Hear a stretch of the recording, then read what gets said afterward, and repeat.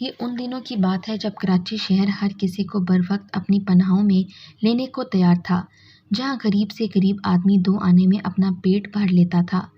چلیں شروع کرتے ہیں اس بے بس انسان کی کہانی۔ موسم سرما کی ایک رات تھی اور رات کے 12 بج چکے تھے۔ میں بستر پر لیٹا کروٹ بدل رہا تھا۔ نیند کا دور دور تک پتہ نہیں تھا۔ اس موقع پر مجھے سگریٹ کی طلب ہوئی۔ میں نے سگریٹ کی ڈبیا لی، مگر وہ تو بالکل خالی ہو چکی تھی اور سگریٹ کی طلب میں شدت آ رہی تھی۔ میں خاموشی سے اپنے بستر سے اٹھا تاکہ میری بیوی، جو دن بھر گھر کے کام کر کے تھک چکی تھی اور بے خبر نیند کی آغوش میں پناہ گزیر تھی، بیدار نہ ہو جائے۔ میں نے کونٹی سے اپنے گرم کپڑوں سے کوٹ نکالا اور چپل ہاتھ میں لے کر خاموشی سے بیڈ روم کا دروازہ بند کیا اور بیرونی دروازے کی طرف چل پڑا۔ ہوا کے ایک سرد جھونکے سے میرے تمام بدن میں ایک سرد لہر سی اٹھ گئی، مگر سگریٹ کی طلب نے مجھے باہر نکل جانے پر مجبور کر دیا۔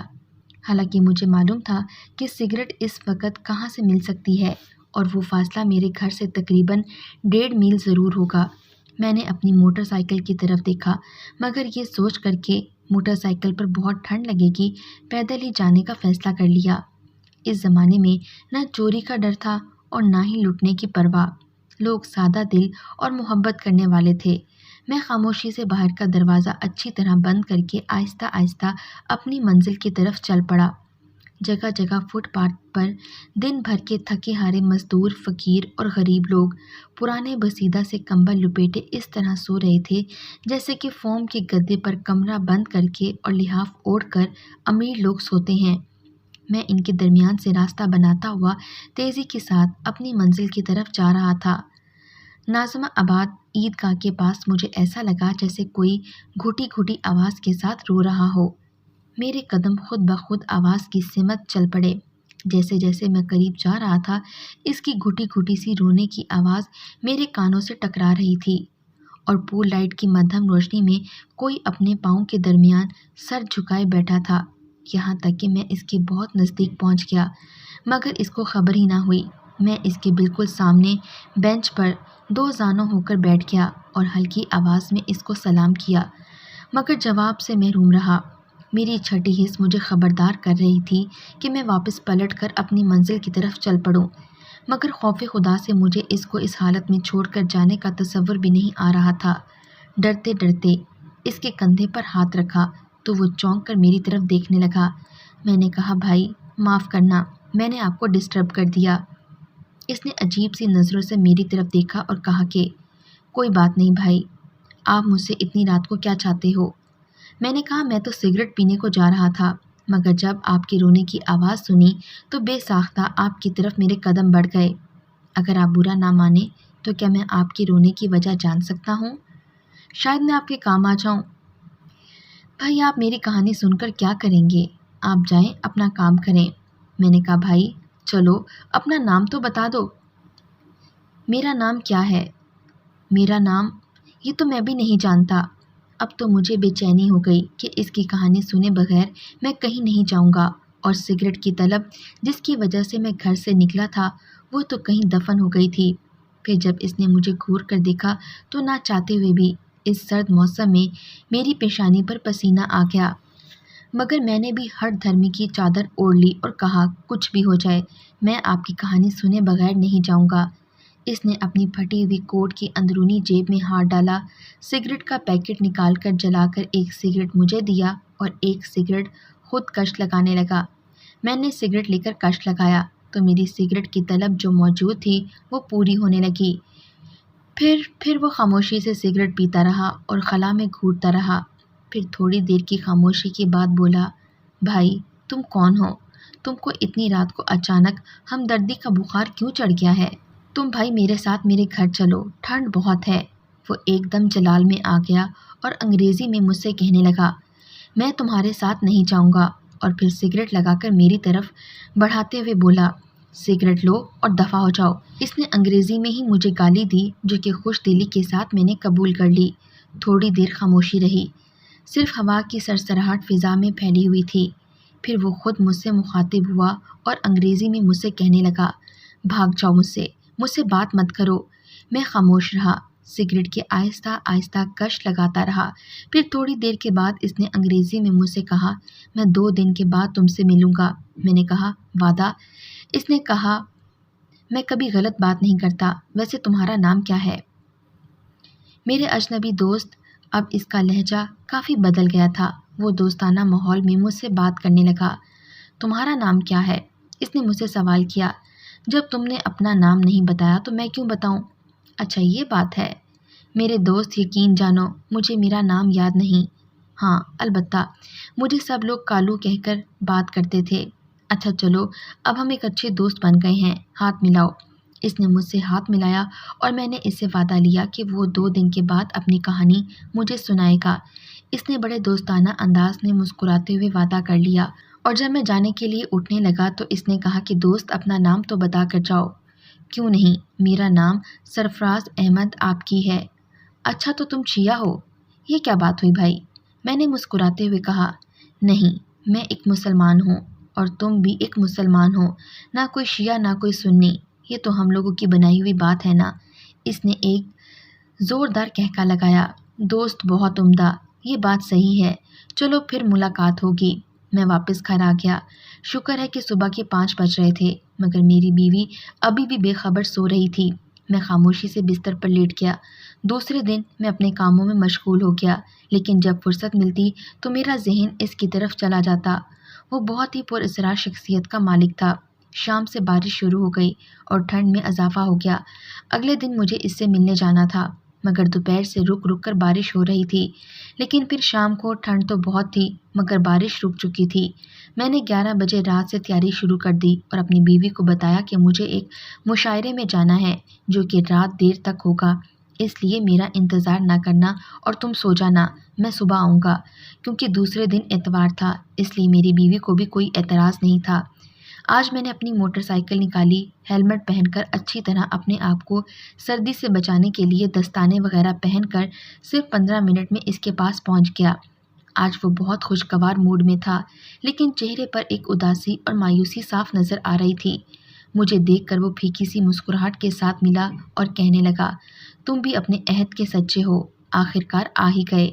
मैं तुम्हारा ही इंतज़ार कर रहा था। मेरे बेहद इसरार पर वो मेरे साथ मोटरसाइकिल पर बैठकर कॉफ़ी घर जाने पर राज़ी हो गया। हम लोग जिलानी मंजिल के करीब एक कॉफ़ी घर था जो कि फजर की अजान के बाद बंद होता था। मैंने रास्ते से 2 अदद गोल्ड लीफ सिगरेट के पैकेट लिए और फिर कॉफ़ी घर पहुंचकर एक बिल्कुल अलग थलग मेज़ पर जाकर आमने सामने बैठ गए। इसको मैंने सिगरेट की ऑफ़र की जो इसने बड़ी खुशदिली से ले ली और कॉफ़ी आने तक हल्के हल्के कश लगाता रहा, मगर मैंने महसूस किया कि वो कुछ बेचैन सा था और खामोशी से कुछ सोच रहा था। अचानक वो बिलक बिलक कर रो पड़ा। बड़ी मुश्किल से मैंने इसको चुप करवाया।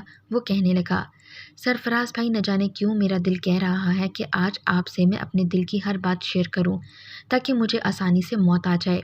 मुझे नहीं मालूम, लेकिन मेरा दिल गवाही दे रहा है कि आप पर एतबार किया जा सकता है। इसके बाद वो एक गहरी सोच में डूब गया। मैंने भी खामोशी इख्तियार कर ली। वो फिर रोने लगा। अब की मर्तबा मैंने इसको रोने दिया ताकि इसके दिल का गुबार निकल जाए। मैंने सिगरेट जलाकर इसको दी और वो हल्के हल्के कश लगाकर कुछ सोचता रहा। फिर वो मुझसे गोया हुआ, भाई आप मुझसे वादा करें कि मेरी कहानी आप ज़रूर कहीं शाया करेंगे ताकि लोग मेरी कहानी से इबरत हासिल करें। शायद कोई मेरे मरने के बाद मेरे लिए दुआ गो हो। मैंने इससे वादा कर लिया और मैंने इसको कहा, कॉफ़ी के साथ नीमको का ऑर्डर देता हूँ, पहले तुम कुछ खा पी लो फिर शुरू होना। भाई मेरे पास वक्त की बहुत कमी है। मैं अभी और इसी वक्त आपको अपनी कहानी सुनाता हूँ और साथ ही कॉफ़ी और नीमको भी खाता हूँ। आप बिल्कुल फ़िक्र ना करें। चलें तो अब कहानी सुनते हैं इसकी ज़बानी। मेरा नाम खुर्रम आबिद है, मगर मेरी माँ मुझे कालू कहा करती थी और इस नाम से मैं अपने दोस्तों और जानने वालों में मशहूर हूँ। मेरा असल नाम बहुत कम लोगों को मालूम था। वो चंद मिनट कुछ सोचता रहा, फिर कहने लगा, मैं सेठ आबिद का लड़का हूँ। क्या आपको यकीन आएगा, मेरे पास दौलत की कमी नहीं। कोठरी में जो कपड़े की मिल थी वो मेरे नाम पर थी। मेरा बाप बहुत बड़ा स्मगलर था। पाकिस्तान के बड़े बड़े सियासतदानों से इसकी दोस्ती थी। बड़े बड़े जनरल हों या कोई छोटा ऑफिसर, सब इसके मातहत थे। लेकिन मेरा बाप बहुत ऐयाश था। मैं लड़कपन से अपने घर में मुख्तलिफ औरतों को आते जाते देखा करता था। میری ماں ایک طوائف سادی تھی، مگر اس کے رہن سہن میں بڑا وقار تھا اور وہ کسی اعلیٰ خاندان کی لگتی تھی۔ وقت بھی کیا ظالم چیز ہے، یہ مجھے بعد میں پتہ چلا۔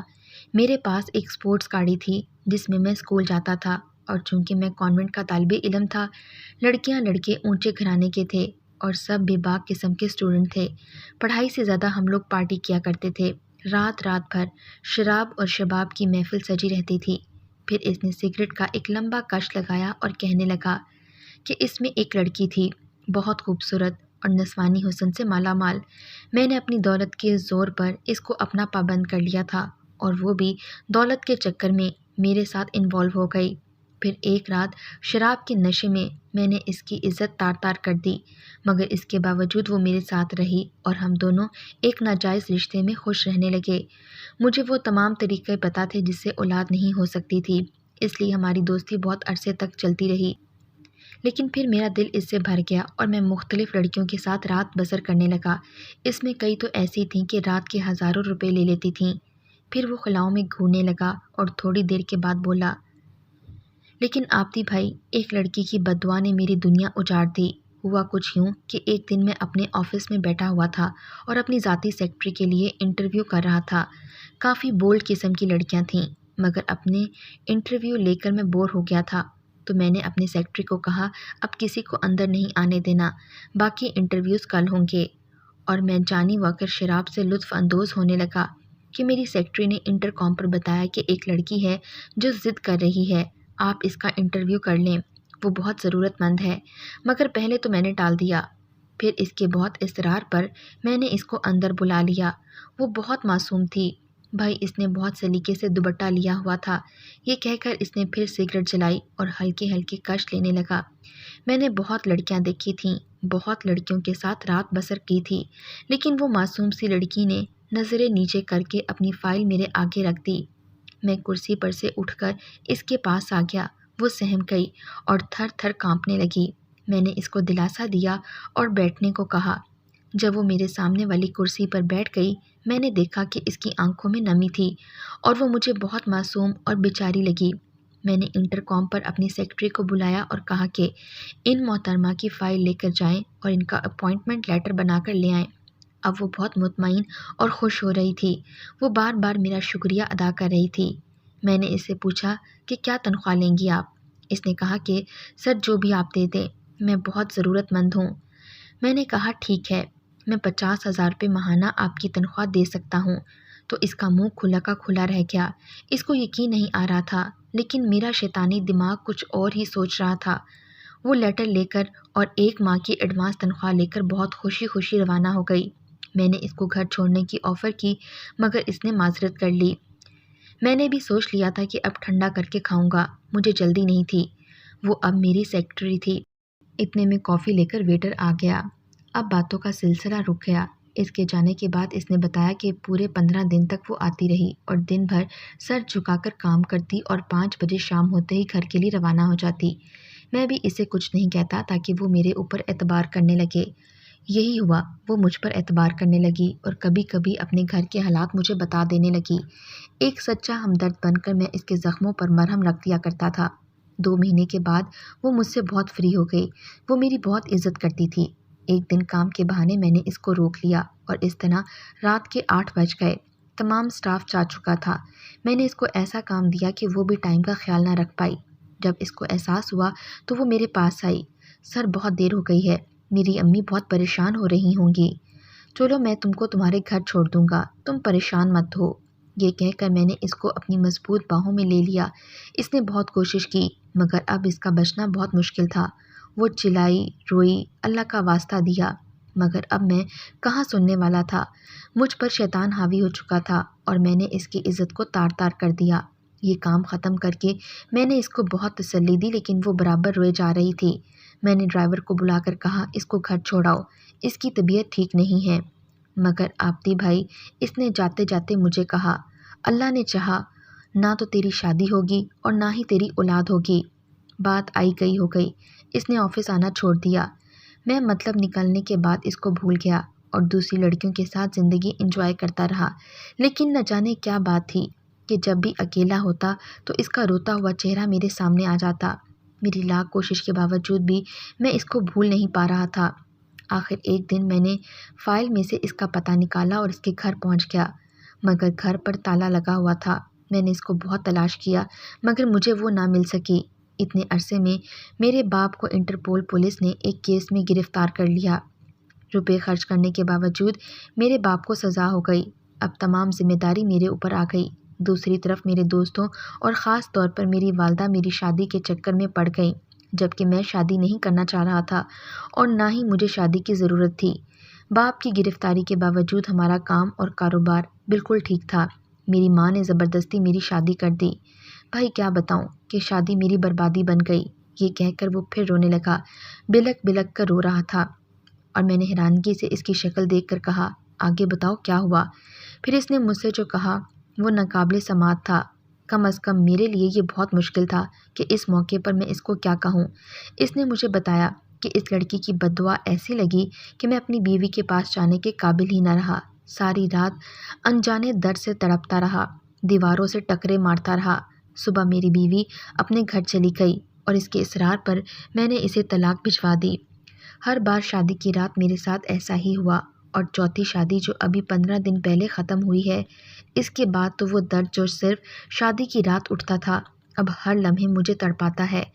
ڈاکٹر میرا مرض سمجھنے سے قاصر ہیں، مگر میں جانتا ہوں کہ مجھے اس لڑکی کی بد دعا نے برباد کر دیا ہے۔ میں موت کی دعا کرتا ہوں مگر وہ بھی مجھ سے ناراض ہے۔ میں نے اس سے کہا کہ تم اپنا علاج کیوں نہیں کرواتے؟ اس نے کہا کہ دنیا کا کون سا ملک ہے جہاں میں علاج کے لیے نہیں گیا۔ مگر بھائی جب اللہ ناراض ہو جائے نا تو پھر کہاں سے شفا ملے گی؟ پھر میں نے اسے کہا کہ اس لڑکی کو تلاش کرو، اگر اس نے معاف کر دیا تو تمہیں اللہ بھی معاف کر دے گا۔